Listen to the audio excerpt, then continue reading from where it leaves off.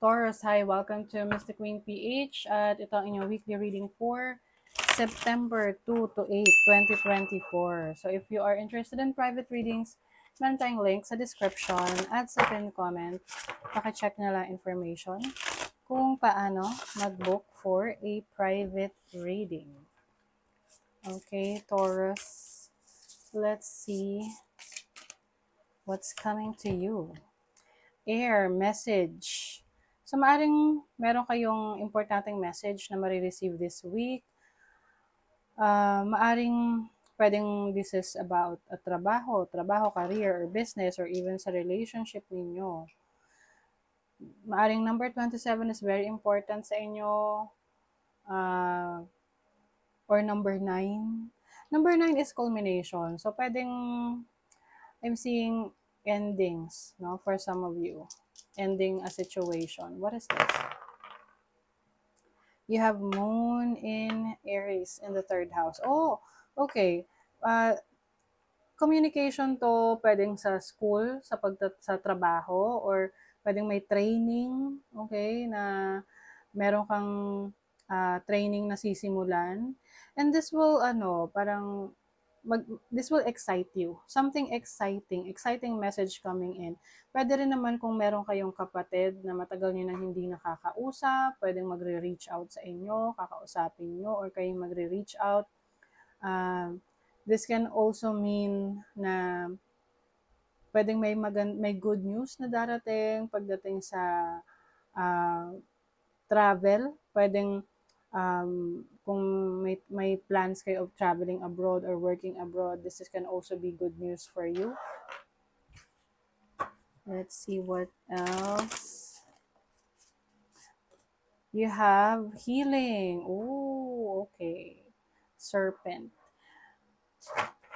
Merong, I think, itong, yung iba sa inyo, specifically, no, specific message to, if meron kayong naging problema sa kapatid, you are healing from that. Pwedeng yung kapatid niyo magre-reach out or ikaw magre-reach out para maayos. This can also mean healing your physical body. Kung ikaw ay nagkaroon ng sakit in the past or you're not feeling good about yourself, so you are focusing now on your health, sa kalusugan mo. Yes, you have Virgo energy here. You have North Node in the 5th house. So, 5th house is about children. So, yung iba sa inyo, pwedeng relationship niyo sa anak niyo. Kung nagkaroon kayo ng challenge, problema, pwedeng you're going to fix it. May pag-uusap, may pag-aayos. Some of you naman, kung hindi nyo naasikaso masyado yung future ng anak nyo, I think babawi kayo ngayon. You will do something para mas ma-secure ninyo ang future ng inyong mga anak. That can also mean your creative abilities. Maaring for some reasons nawalan ka ng gana na i-pursue yung iyong pangarap sa buhay, and then ngayon you realize na okay, sige, ipupursu ko na dahil maaring may opportunity na nag-open sa iyo para magawa mo na yon. O, 'di ba? You have new beginnings. The egg, which is birth. Yung iba sa inyo, maaring ang isa sa good news ninyo, may buntis, may baby na parating sa family. Pwedeng ikaw yan, yung partner mo, or member of the family. But this is definitely a new beginning for you. Pwede ring magkakaroon ng spiritual awakening. Yung parang meron kang, parang pinapanganak yung bagong ikaw. It's a brand new you. It's a transformation. O, diba? 8th house, endings, new beginnings rin to. You have Gemini and North Node. Focus kayo sa future, Taurus. North Node is about where you are supposed to be. So, parang you are really doing something about your destiny. You are being led to your destiny.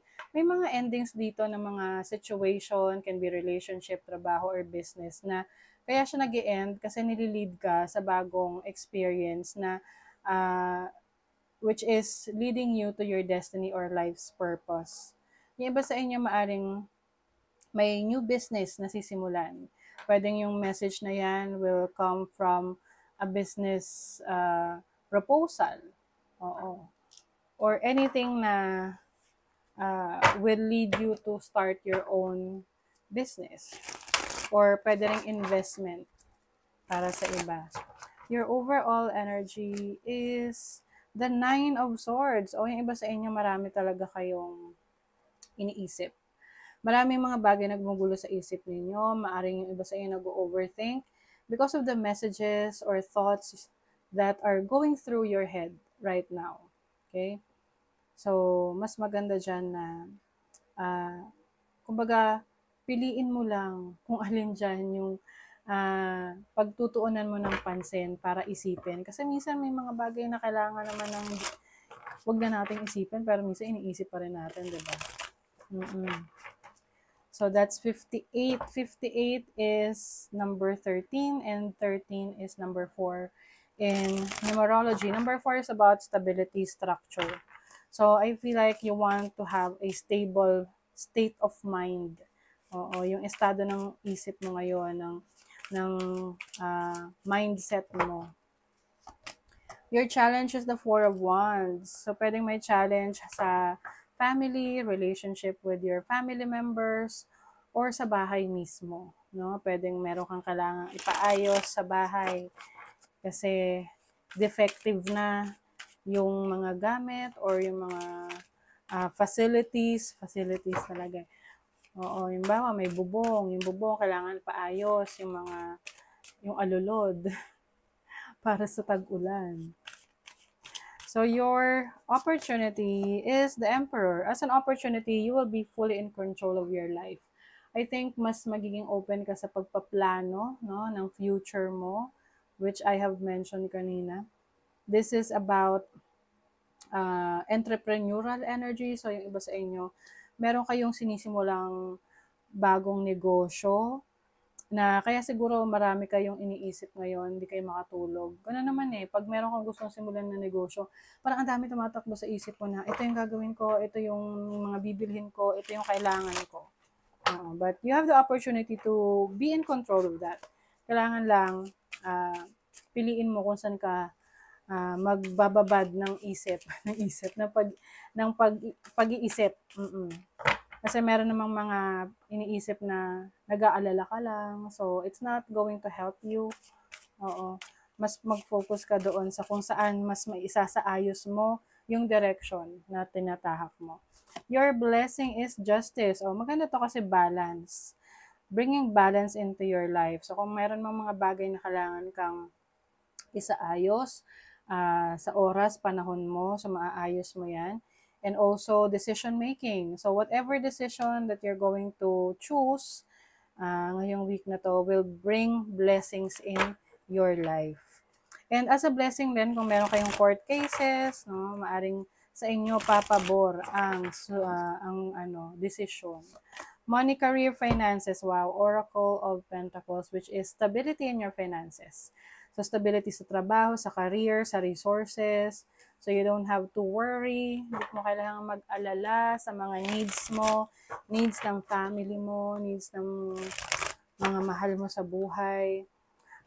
I also see an opportunity for you na pwedeng mag-increase ng income or pwede ring promotion.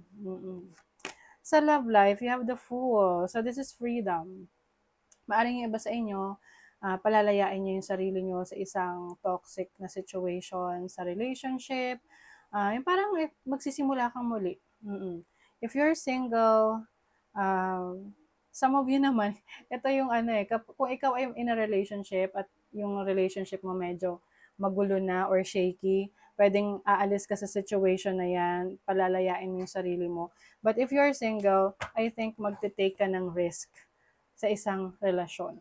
So, you just have to be careful lang sa decision mo. Kasi, syempre, medyo, yung iba, risky tong relationship na to. Dapat alam mo yung consequences ng magiging resulta ng decision mo. Okay.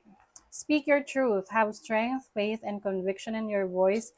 It has never been more needed. So, ito yung pagiging totoo sa iyong sarili, sa mga pinaniniwalaan mo, sa iyong pananaw sa buhay.